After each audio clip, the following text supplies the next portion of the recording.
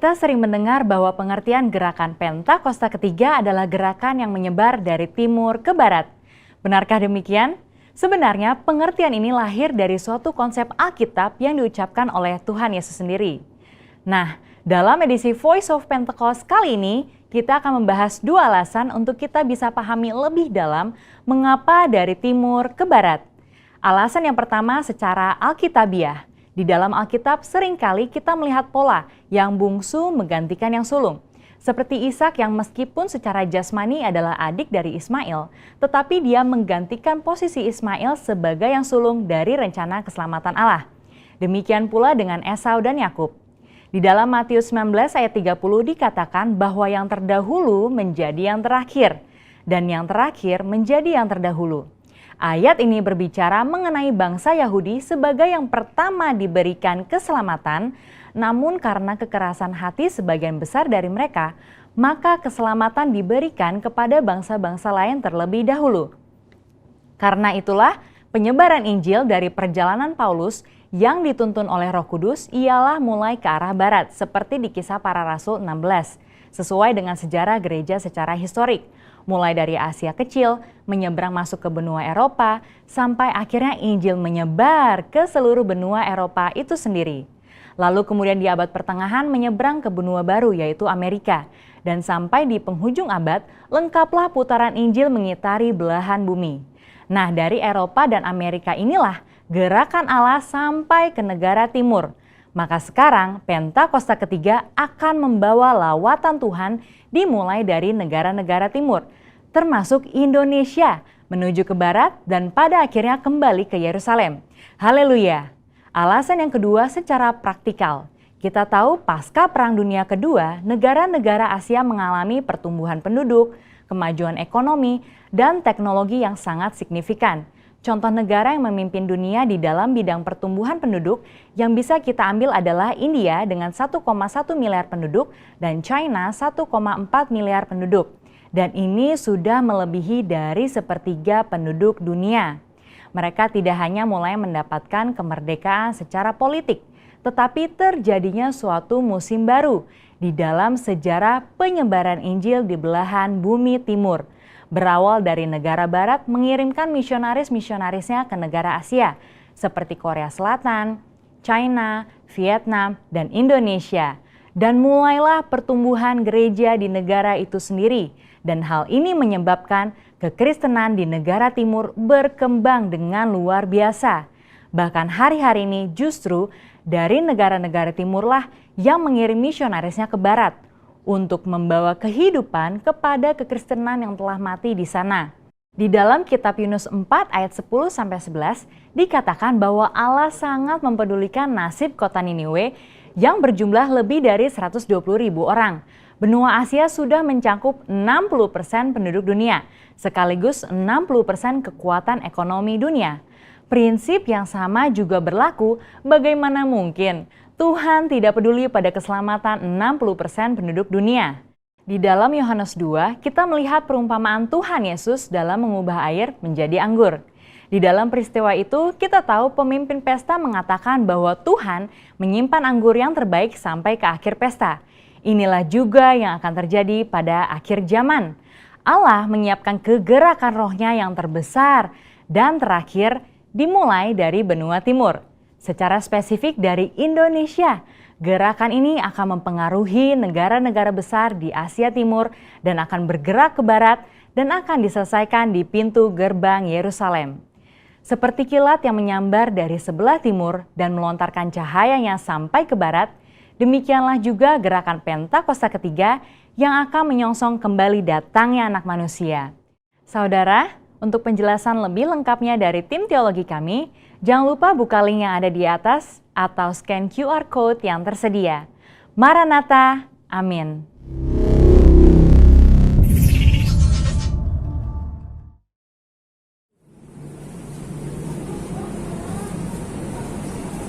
Shalom, kita akan memperkatakan apa yang dimaksud dengan Pentakosta ketiga. Mari kita bangkit berdiri. 1. Pentakosta ketiga adalah pencurahan Roh Kudus yang dahsyat di zaman ini, melebihi yang terjadi di Azusa Street. Pentakosta ketiga adalah pencurahan Roh Kudus yang dahsyat di zaman ini melebihi yang terjadi di Azusa Street. 2. Pentakosta ketiga akan mengakibatkan penuaian jiwa yang terbesar dan yang terakhir sebelum Tuhan Yesus datang kembali. Pentakosta ketiga akan mengakibatkan penuaian jiwa yang terbesar dan yang terakhir sebelum Tuhan Yesus datang kembali. 3. Pentakosta ketiga akan membangkitkan generasi Yeremia, yaitu anak-anak muda yang dipenuhi Roh Kudus, cinta mati-matian kepada Tuhan Yesus, tidak kompromi terhadap dosa, dan akan bergerak untuk memenangkan jiwa. Pentakosta ketiga akan membangkitkan generasi Yeremia, yaitu anak-anak muda yang dipenuhi Roh Kudus, cinta mati-matian kepada Tuhan Yesus, tidak kompromi terhadap dosa, dan akan bergerak untuk memenangkan jiwa. 4. Pentakosta ketiga lahir di Indonesia yang bergerak ke bangsa-bangsa. Gerakan ini dari timur ke barat dan akan kembali ke Yerusalem. Pentakosta ketiga lahir di Indonesia yang bergerak ke bangsa-bangsa. Gerakan ini dari timur ke barat dan akan kembali ke Yerusalem. 5. Pentakosta ketiga akan memberikan kuasa untuk menyelesaikan amanat agung dan setelah itu Tuhan Yesus datang kembali. Pentakosta ketiga akan memberikan kuasa untuk menyelesaikan amanat agung dan setelah itu Tuhan Yesus datang kembali. Amin.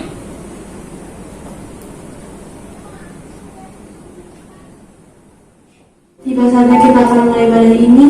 Mari kita berkumpul untuk mengangkat nama Tuhan. Sebelum ibadah dimulai, mari kita bersatu dalam doa. Selamat pagi Tuhan Yesus, di pagi hari yang cerah ini kami anak-anakmu ingin berterima kasih karena Engkau selalu menjaga dan menyertai kami. Bahkan di saat kami berjalan dalam lembah yang kelam, saat kami sedang dalam ketakutan, kami tahu Engkau adalah Allah yang setia, karena Engkau adalah Tuhan yang selalu berjalan dengan kami. Oleh karena itu Tuhan, selama kami hidup, kami akan terus menyembah-Mu, melayani-Mu dengan segenap hati kami. Jadikanlah kami Allahku Tuhan, dan pakailah kami sesuai dengan rencana-Mu. Terima kasih Tuhan, haleluya, amin.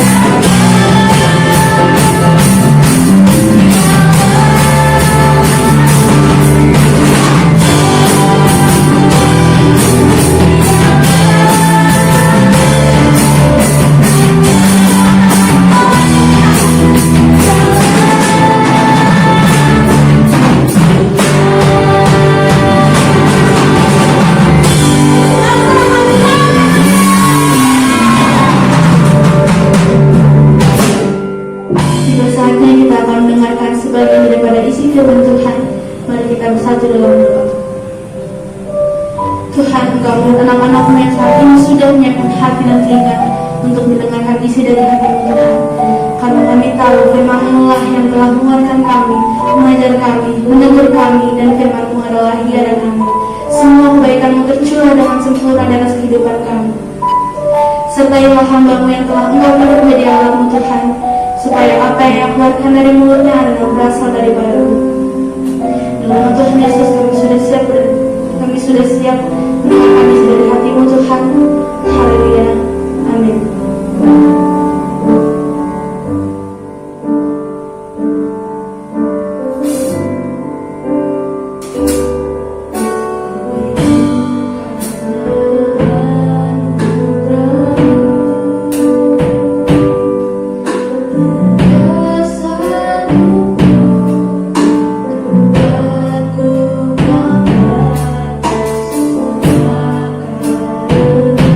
Cinta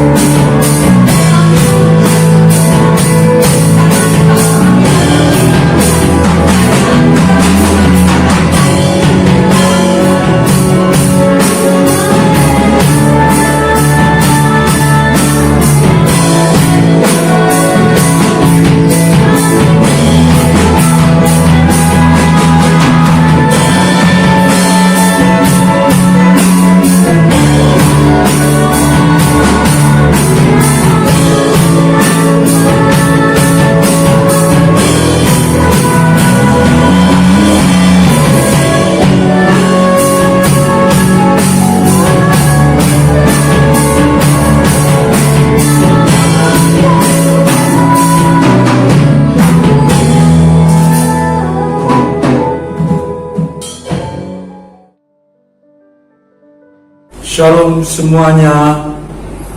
Apa kabarnya? Saya percaya keadaan saudara-saudara pasti dalam keadaan baik-baik dan diberi kesehatan yang sempurna dan diberkati Tuhan berlimpah-limpah. Saudara yang dikasihi Tuhan Yesus, kita mau belajar kembali tentang kebenaran firman Tuhan. Saudara yang dikasihi Tuhan Yesus, apa yang Tuhan tahu di dalam hati saya berbicara tentang hati saudara. Betapa pentingnya hati ini saudara, dan Tuhan selalu mengingatkan untuk kita selalu menjaga hati ini. Kalau Tuhan sudah ingatkan, berarti ada sesuatu yang penting di dalam hati. Saudara yang dikasihi Tuhan Yesus, mari sebelum firman Tuhan disampaikan, kita bersatu dalam doa. Bapa di dalam surga, terima kasih Tuhan buat kebenaran firman-Mu yang akan kami terima pada pagi siang hari ini. Kami percaya Engkau menaruh satu kebenaran firman Tuhan, khususnya berbicara tentang hati Tuhan. Tuhan, kami tahu kalau Engkau yang berbicara, berarti ada sesuatu yang penting, khususnya mengenai hati Tuhan. Tuhan, terima kasih Kau baik. Kau selalu ingatkan kami untuk kami boleh menjaga hati, karena hati yang Kau berikan ini perlu dijaga Tuhan.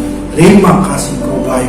Berkati hamba-Mu, pakai mulut lidah bibir hamba-Mu ini untuk menyampaikan kebenaran firman-Mu, dan urapi kami semua. Kami percaya setelah firman kami terima, kami diberkati Engkau dengan damai, sejahtera, sukacita, kelegaan, dan berkat-berkat yang berlimpah-limpah. Terima kasih Tuhan. Kau baik, Kau sungguh baik, Kau teramat baik dalam hidup kami. Dalam nama Tuhan Yesus Kristus, kami sudah berdoa dan mengucap syukur. Haleluya. Semua yang percaya diberkati Tuhan, mari sama-sama katakan amin. Saudara yang dikasihi Tuhan Yesus, Tuhan sudah ingatkan bahwa hati yang Tuhan beri perlu kita jaga. Dan banyak orang memiliki kerinduan, tapi tidak ada terrealisasinya dalam kehidupannya untuk menjaga hati saudara. Padahal Tuhan sudah ingatkan untuk kita selalu menjaga hati kita, tidak dikotori dengan hal-hal lain. Dan hati yang Tuhan beri adalah hati yang penuh dengan damai, sejahtera, sukacita. Dalam kehidupan kita, kita terus menjaga hati, supaya dari hati akan memancar kehidupan saudara. Jadi Amsal pasal 4:23, jagalah hatimu dengan segala kewaspadaan, karena dari situlah, karena dari hatilah terpancar kehidupan. Jelas saudara yang dikasihi Tuhan Yesus. Jadi Tuhan sudah mengingatkan kepada kita semua untuk menjaga hati. Supaya apa? Karena dari hati itulah terpancar kehidupan. Alkitab mengajarkan kepada kita bahwa pusat kehidupan orang percaya itu terletak di dalam hati saudara. Saudara yang dikasihi Tuhan Yesus, sesungguhnya kehidupan yang kita jalani, yang kita lalui merupakan pancaran dari hati kita sendiri. Contoh, kalau hati ada kepahitan, maka kehidupan yang dipancarkan selalu kepahitan saudara. Ini jelas saudara yang dikasihi Tuhan Yesus. Jadi jangan ada hati ini ada kepahitan saudara, sehingga akan memancarkan kepahitan saudara. Kalau hati seseorang ada kekecewaan, maka kehidupan yang dipancarkan selalu juga kekecewaan saudara. Juga melalui hati merupakan tempat mana Tuhan Yesus mau mengalirkan kebaikan dan kasih-Nya, sehingga memancarkan dalam kehidupan kita hari demi hari saudara. Jadi Yohanes pasal yang ke-7 ayat yang ke-38, barang siapa percaya kepadaku, guru besar. Barang siapa percaya kepada Tuhan Yesus, seperti yang dikatakan oleh kitab suci, dari dalam hatinya, dari dalam hati saudara dan saya, akan mengalir aliran air hidup. Siapa air hidup? Air hidup adalah Tuhan Yesus sendiri, saudara.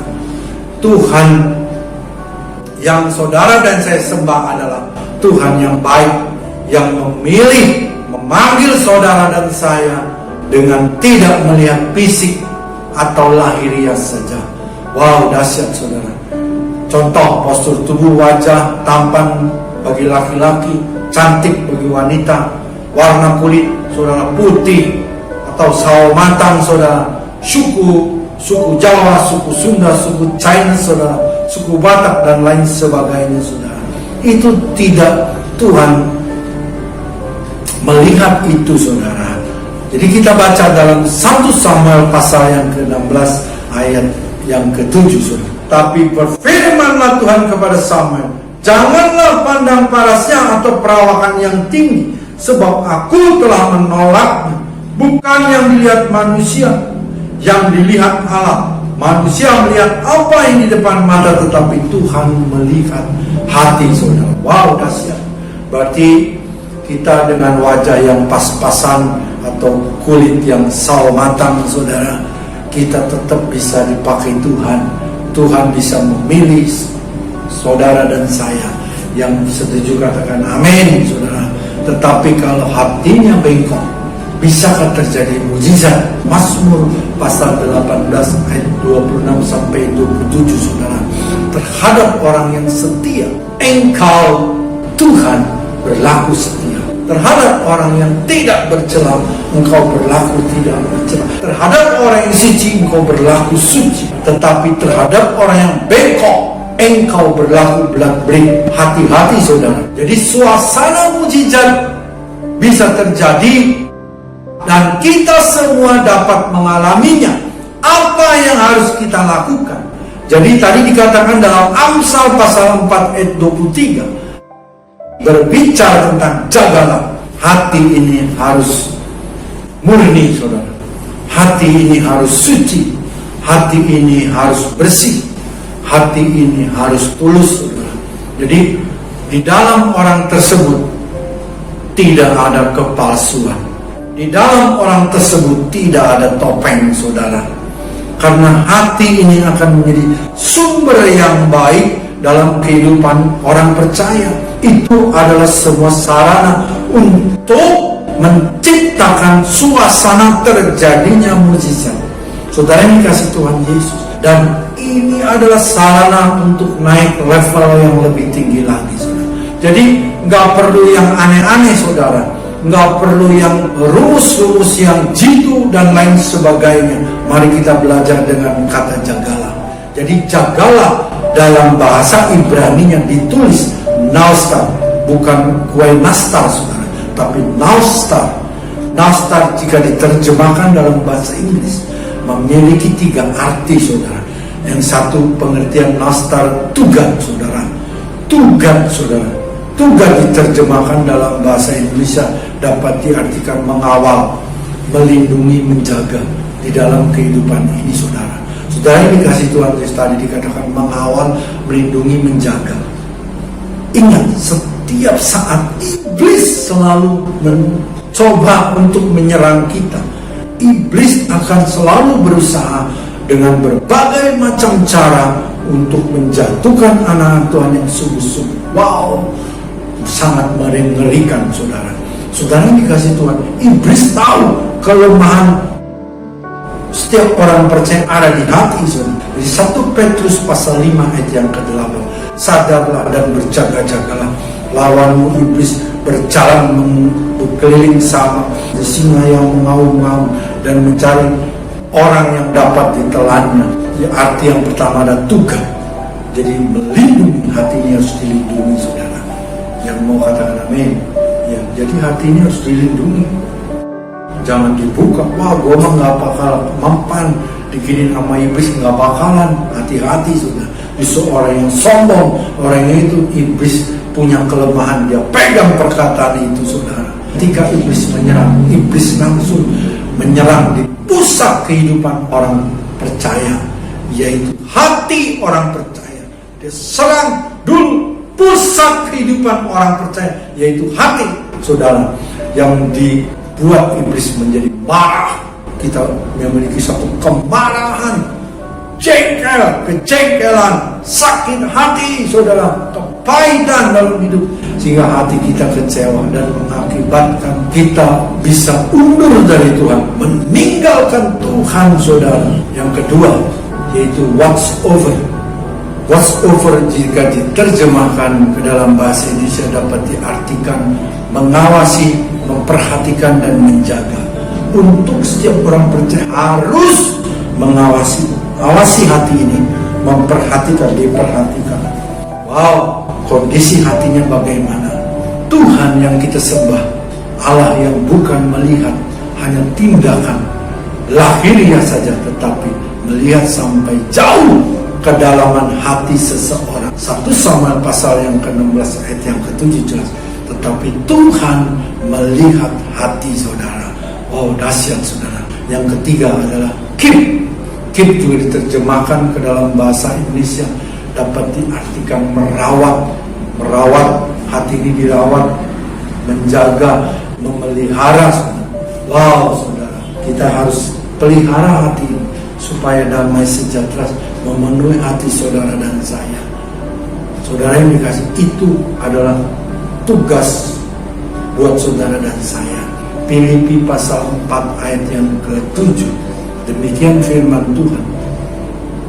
Damai sejahtera Allah yang melampaui segala akal akan memelihara hati dan pikiranmu dalam Kristus Yesus. Wow, itu tepuk tangan buat Tuhan Yesus. Menjaga hati tidak sama dengan menjaga barang-barang berharga. Menjaga barang berharga mungkin sudah bisa simpan di berangkas yang anti kebakaran, anti api, dan lain sebagainya. Dan menurut Mazmur, menjaga hati agar tetap bersih. Saudara, ingat saudara, menjaga hati tadi dikatakan ada 3 macam. Jadi juga melindungi, watch over, memperhatikan, keep, memelihara saudara. Jadi ingat saudara-saudara, kalau hati kita bersih, maka di dalam hati kita akan penuh dengan potensi ilahi. Dan melalui hati yang bersih, Tuhan pasti memberikan kasih-Nya, anugerah-Nya, mujizat-Nya, dan terus visi-visinya untuk saudara dan saya. Saudara yang dikasih Tuhan, semakin banyak firman Tuhan tersimpan dalam hati, maka semakin besar pula potensi ilahi yang ada dalam diri orang tersebut. Saudara yang dikasih Tuhan, tadi kita udah belajar, jadi kita juga mau belajar lagi. Ada 3 poin, yaitu untuk menciptakan suasana mujizat, terjadinya mujizat. Saudara, Tuhan mau hati yang berkualitas. Ingat saudara, kalau saudara mau menciptakan suasana terjadinya mujizat, Tuhan mau hati kita yang berkualitas. Pertama, hati yang bersih, yaitu hati yang tidak dikotori oleh kebencian, kepahitan, dan keangkuhan hidup. Saudara, banyak orang hidup dipenuhi dan dikotori dengan kebencian, kepahitan, keangkuhan hidup, sombong dalam kehidupannya. Dia merasa dia yang paling hebat, paling super. Saudara, kita percaya kalau kita orang yang sudah dibeli, ditebus oleh darah Kristus, kita mengatakan hanya bagi Dialah segala kemuliaan, pengagungan, kehormatan hanya milik Tuhan. Saudara, Mazmur pasal 51 ayat yang keempat, bersihkanlah aku seluruhnya dari kesalahanku.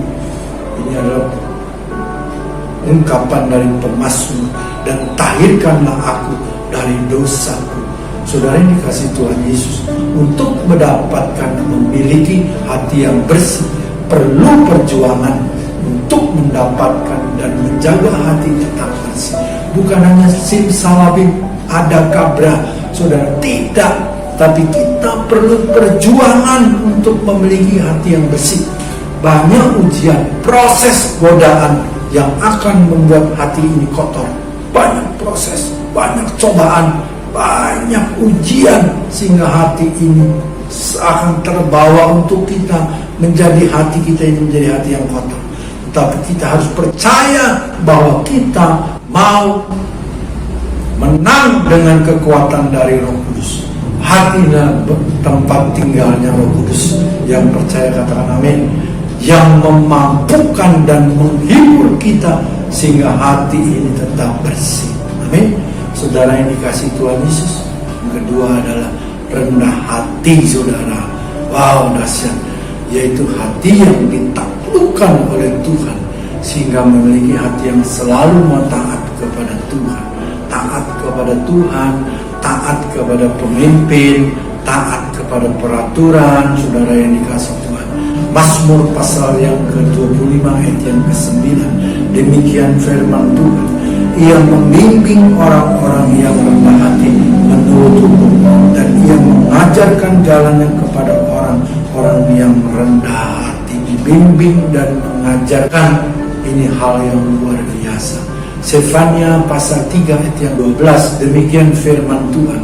Di antaramu akan kubiarkan hidup satu umat yang rendah hati dan lemah, dan mereka akan mencari perlindungan pada nama Tuhan. Wow, dahsyat saudara. Artinya lemah bukan secara fisik, tetapi artinya secara rohani, selalu mau mengandalkan Tuhan. Jadi orang yang lemah selalu hidupnya mau mengandalkan Tuhan. Dia mengandalkan Tuhan hidupnya karena dia tahu Tuhan yang pegang kendali dalam hidupnya. Amin, saudara yang dikasih Tuhan. Tuhan selalu mengajarkan kita di dalam firman-Nya bahwa mereka memiliki kerendahan hati perlu diangkat oleh Tuhan, dan berbagai hal dalam seluruh aspek kehidupan untuk mendapatkan multiplikasi dan promosi dan perkenanan Tuhan, saudara yang dikasih Tuhan Yesus.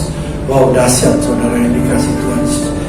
Jadi kerendahan hati terjadi apabila dalam hidup ini pada saat setiap kesombongan, kebanggaan, kehebatan, ini semua sudah ditaklukkan di bawah kaki Tuhan, saudara.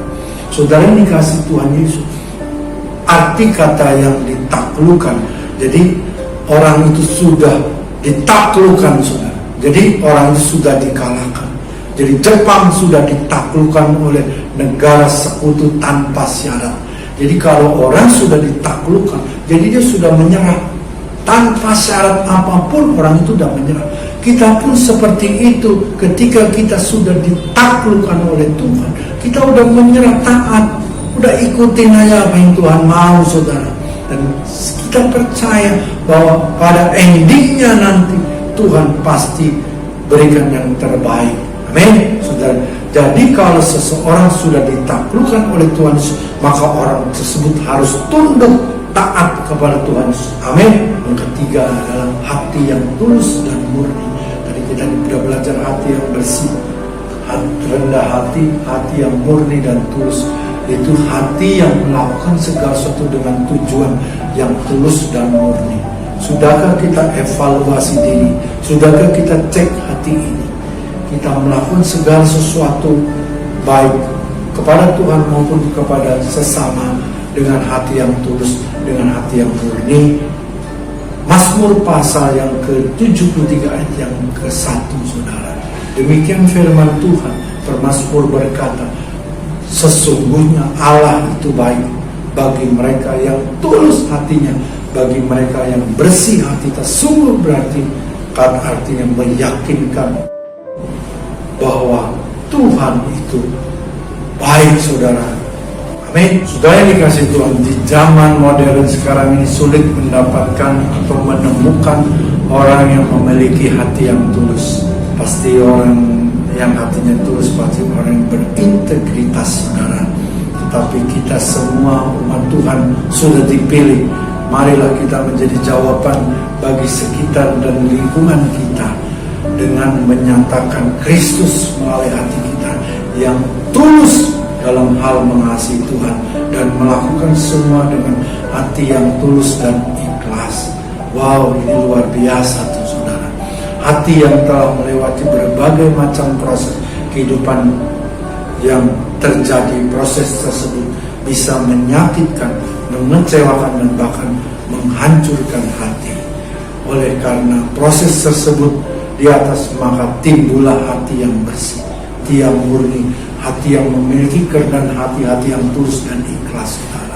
Saudara yang dikasih Tuhan, proses tersebut setelah lulus, maka tanpa kita sadari hati kita sudah diperbesar. Wow, kita udah lulus dalam ujian proses hati, maka hati ini diperbesar oleh Tuhan, sehingga kemuliaan Tuhan dan potensi Allah semakin besar pula dalam hati dan kehidupan orang tersebut. Kepercayaan Tuhan juga kepada kita juga pasti diperbesar. Amin. Dalam hal talenta, dalam hal pelayanan, dalam hal berkat-berkat, saudara, karir, bisnis, pekerjaan, dan lain sebagainya, Tuhan pasti berikan diperbesar, saudara. Saya percaya kalau seorang yang hatinya sudah diperbesar, maka orang tersebut hidup berkenan kepada Allah. Nggak mungkin lah orang yang hati sudah diperbesar hidupnya nggak berkenan. Dia pasti hidupnya selalu berkenan kepada Allah. Orang yang berkenan kepada Allah sudah pasti hatinya dipenuhi dengan damai sejahtera. Ciri-ciri orang yang berkenan kepada Allah, hatinya penuh dengan damai sejahtera. Siapakah itu damai sejahtera, saudara? Roma pasal 15 ayat yang ke-23. Allah sumber damai sejahtera. Amin, saudara. Jadi kalau saudara dipenuhi dengan damai sejahtera, berarti hati saudara dipenuhi dengan Allah. Gak mungkin orang yang hatinya ada memiliki Allah, hidupnya gak berkenan, gak mungkin Allah mau tinggal dalam hatinya, saudara. Jadi saudara yang dikasih Tuhan Yesus, hari saudara dapat bonus double protection. Elisa mendapat 2 bagian ketika Elisa melihat Elia terangkat dengan kereta berapi, saudara. Saudara yang dikasih Tuhan Yesus, kita pun hari ini mau mendapat double protection, 2 perlindungan dari Tuhan, saudara. Saya undang saudara bangkit berdiri, beriman, percaya bahwa kebenaran firman ini saudara juga akan mendapatkan double protection. Yesaya pasal yang ke-26 ayat yang ketiga, yang hatinya teguh kau jagai dengan damai sejahtera, sebab kepadamulah ia percaya. Roma pasal yang ke-15 ayat ke-33 jelas bahwa damai sejahtera itu Allah. Berarti kita di dalam Yesaya pasal yang ke-26 ayat yang ketiga, kita mendapatkan double protection, double 2 perlindungan dari Tuhan, yaitu Tuhan menjagai dengan damai sejahtera itu Allah sendiri. Mari saudara, hari ini Tuhan sudah ingatkan kembali untuk kita menjaga hati. Betapa pentingnya hati buat Tuhan kepada saudara dan saya. Karena hati adalah tempat di mana Roh Kudus tinggal. Karena hati di mana Allah juga damai sejahtera itu tinggal. Oleh sebab itu, jaga, lindungi hati, perhatikan hati ini, pelihara hati ini, saudara, supaya damai sejahtera itu nyaman, tetap tinggal dalam hati saudara. Saya tutup firman Tuhan pagi siang hari ini. Bapak, terima kasih Tuhan, Kau sudah mengingatkan kami untuk kami menjaga hati kami, Tuhan.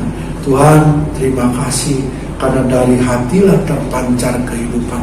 Tuhan, apa yang dipancarkan dari hati setiap kami menunjukkan isi hati kami. Tuhan, biarlah isi hati kami dipenuhi dengan damai sejahtera. Hati kami dipenuhi dengan Engkau, Tuhan. Hati kami dipenuhi dengan Allah, sehingga kami memancarkan Kristus, memancarkan segala kebaikan Allah. Terima kasih Tuhan, terus perbesar hati kami, supaya hati kami boleh terus menampung segala kasih dan kebaikan, sehingga ketika kami diperbesar hati kami, Kau juga memperbesar kepercayaan yang ada dalam hidup kami, Terima kasih Tuhan, Kau baik, berkati kami semua. Tuhan, kami percaya melalui kebenaran firman Tuhan, Amsal pasal 4 ayat 23 ini, kami diingatkan senantiasa untuk menjaga hati. Terima kasih Tuhan, Kau baik, Kau sungguh baik. Dalam nama Tuhan Yesus Kristus, semua yang percaya diberkati Tuhan. Mari sama-sama katakan amin. Saat ini kita masuk dalam perjamuan kudus, yaitu perjamuan Tuhan Yesus sendiri. Saat ini biarlah kita boleh bersekutu dengan tubuh dan darah Tuhan, saudara. Mari sebelum kita masuk, kita evaluasi diri. Apakah hati ini sudah benar-benar bersih? Hati ini benar tulus, hati ini benar murni, hati benar ikhlas, saudara. Hati ini suci, saudara. Saudara yang dikasih Tuhan Yesus. Kalau belum ada ganjaran apapun, mari saudara kita bereskan terlebih dahulu sebelum kita masuk dalam perjamuan kudus, yaitu perjamuan Tuhan Yesus sendiri, saudara. Saudara yang dikasih Tuhan Yesus, mari saudara kita ingat-ingat sebelum mungkin 1 bulan yang lalu kita ada kesalahan, baik ucapan, perkataan, tindakan-tindakan kita, langkah-langkah kita, mata kita, pikiran kita, semuanya yang tidak berkenan kepada Tuhan. Mari kita saat ini kita minta ampun kepada Tuhan. Tuhan, ampuni kami kalau kami ada salah dalam perkataan, pikiran kami yang kotor. Tuhan, baik tindakan, langkah-langkah kami yang tidak sesuai dengan kebenaran firman-Mu. Tuhan, ampuni kami Tuhan, karena saat ini kami mau bersekutu dengan tubuh dan darah ya Tuhan Yesus. Biar kami dilayakkan, disucikan, sehingga melalui persekutuan dengan tubuh dan darah-Mu kami boleh bersekutu dengan Engkau Tuhan. Tuhan Yesus, Kau baik, Kau sungguh baik, Kau teramat baik Tuhan Yesus. Terima kasih Tuhan, Kau baik. Tuhan Yesus, saat ini Roh Kudus terus berbicara kepada setiap kami. Kalau dalam hidup ini kami ada kesalahan apapun, baik yang disengaja maupun tidak disengaja, tanpa kami sadari, Tuhan ampuni kami Tuhan. Biar kami pagi hari ini dilayakkan untuk kami bersekutu dengan tubuh dan darah saudara yang dikasih Tuhan Yesus. Mari bereskan terlebih dahulu di hadapan Tuhan. Jangan menyimpan ganjalan apapun di hadapan Tuhan, di hadapan Roh Kudus. Mari minta pertolongan Roh Kudus sehingga kau dapat memberikan pengampunan, melepaskan berkat saudara, sehingga engkau dilayakkan, disucikan masuk dalam perjamuan kudus ini. Terima kasih Tuhan Yesus. Tuhan, siapakah kami sebelum kami mengenal Engkau? Kami adalah orang-orang yang berdosa. Upah dosa dalam maut, mati. Tuhan Yesus, tapi Engkau yang tidak berdosa dijadikan dosa oleh karena pelanggaran-pelanggaran kami. Tuhan, kalau kami mengingat kebaikan Engkau, sungguh Engkau Allah yang baik, Allah yang sungguh mengasihi kami Tuhan. Terima kasih buat segala kebaikan-kebaikan-Mu. Saat ini kami beroleh keselamatan.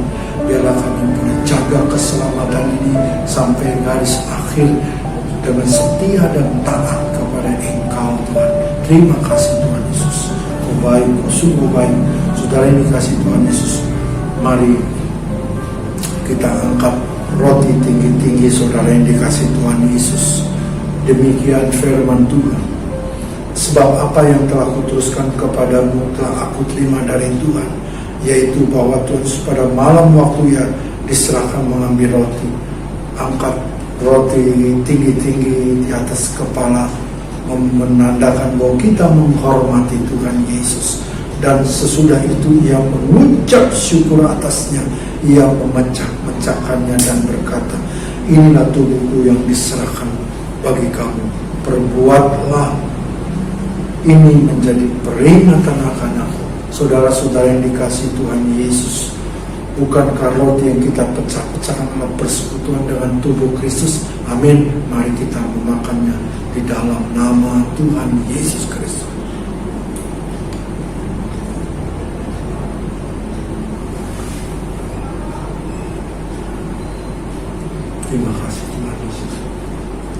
terima kasih buat tubuhmu Tuhan Yesus. Terima kasih, kau baik Tuhan Yesus. Kau baik Tuhan, kau baik.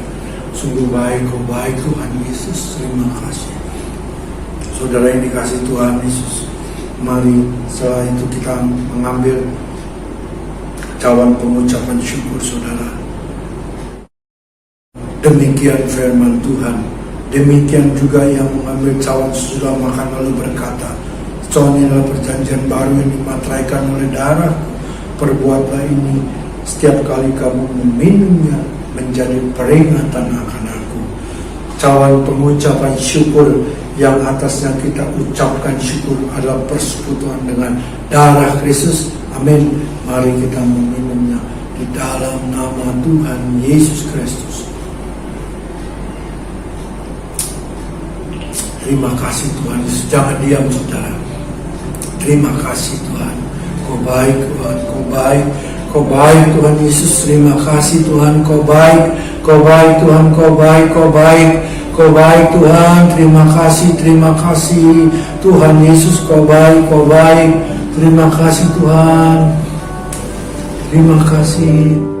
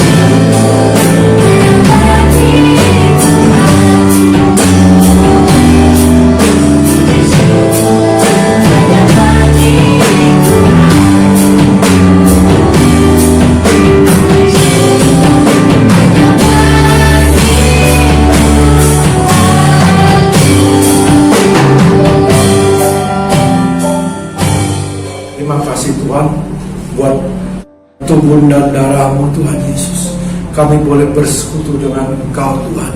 Tuhan, melalui persekutuan dengan tubuh dan darahmu, kami memberitakan kedatangan Engkau yang kedua kali Tuhan Yesus. Maranatha, datanglah segera Tuhan Yesus. Tuhan, terima kasih juga buat persekutuan dan tubuh darah saat ini yang memiliki kelemahan tubuh. Hamba-Mu berdoa dalam nama Yesus diberikan kekuatan, kesehatan Tuhan, kesembuhan Tuhan. Yang berbeban berat Kau berikan kelegaan, yang hilang harapan Kau berikan pengharapan yang baru Tuhan. Yang dengan masalah ekonomi Tuhan, Engkau berkati berlimpah-limpah sehingga segala kebutuhan itu yang boleh tercukupi.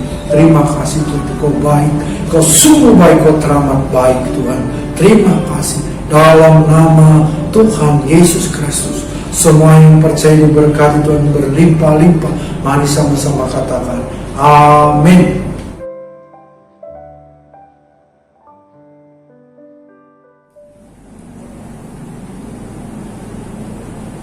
Mari jemaat kita bangkit berdiri, kita akan memperkatakan visi Rayon 1H. Menjadi keluarga kerajaan Allah yang memenangkan jiwa-jiwa dan berdampak bagi dunia. Dengan nilai IKA Rayon 1H, integritas, keintiman, rendah hati, antusias, inovatif, rela berkorban. Amin. Mari jemaat dengan iman kita memperkatakan Mazmur 91. Dalam lindungan Allah, orang yang duduk dalam lindungan yang maha tinggi dan bermalam dalam naungan yang maha kuasa akan berkata kepada Tuhan, tempat perlindunganku dan kubu pertahananku, Allahku yang kupercayai. Sungguh Dialah yang akan melepaskan engkau dari jerah penangkap burung, dari penyakit samparian musuh. Dengan kepatnya Ia akan melindungi engkau, di bawah sayapnya engkau akan berlindung. Kesetiaannya ialah perisai dan pagar tembok. Engkau tak usah takut terhadap kedahsyatan malam, terhadap panah yang terbang di waktu siang, terhadap penyakit sampah yang berjalan di dalam gelap, terhadap penyakit menular yang mengamuk di waktu petang. Walau 1000 orang rebah di sisimu dan 10.000 di sebelah kananmu, tetapi itu tidak akan menimpamu. Engkau hanya menontonnya dengan matamu sendiri dan melihat pembalasan terhadap orang-orang fasik. Sebab Tuhan ialah tempat perlindunganmu, yang maha tinggi telah kau buat tempat perteduhanmu. Malapetaka tidak akan menimpa kamu, dan tulah tidak akan mendekat kepada kemahmu. Sebab malaikat-malaikatnya akan diperintahkannya kepadamu untuk menjaga engkau di segala jalanmu. Mereka akan menatang engkau di atas tangannya, supaya kakimu jangan terantuk kepada batu. Singa dan ular tedung akan kau langkahi. Engkau akan menginjak anak singa dan ular naga. Sungguh hatinya melekat kepadaku, maka aku akan meluputkannya. Aku akan membentenginya, sebab ia mengenal namaku. Bila ia berseru kepadaku, aku akan menjawab. Aku akan menyertai dia dalam kesesakan. Aku akan meluputkannya dan memuliakannya. Dengan panjang umur akan kukenyangkan dia, dan akan kuperlihatkan kepadanya keselamatan daripadaku. Amin.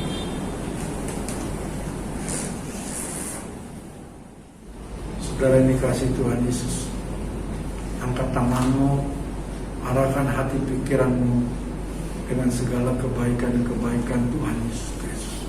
Berkat, damai, sejahtera, sukacita dari Allah melalui anaknya yang tunggal, Tuhan Yesus Kristus, persekutuan yang manis dan indah bersama Roh Kudus menyertai kita semua hari ini sampai Maranatha.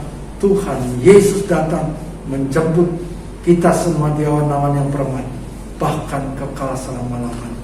Semua yang percaya diberkati Tuhan berlimpah-limpah. Mari sama-sama katakan amin. Tuhan Yesus memberkati berlimpah-limpah.